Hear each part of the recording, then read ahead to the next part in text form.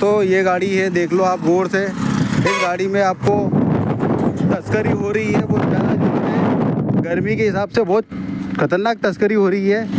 आप देख सकते हो, ये देखिए बहुत लपक के गर्मी का साधन जा रहा है इसमें, और इस टाइप से लोड होता है तरबूज।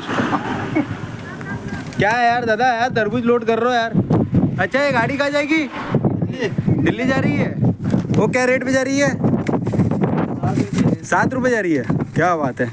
तो दादा ये MP सनावत से लोड हो रहा तरबूज, मेहनत कर रहा तरबूज के लिए, तो लोड रहा। ठीक है बड़े भैया।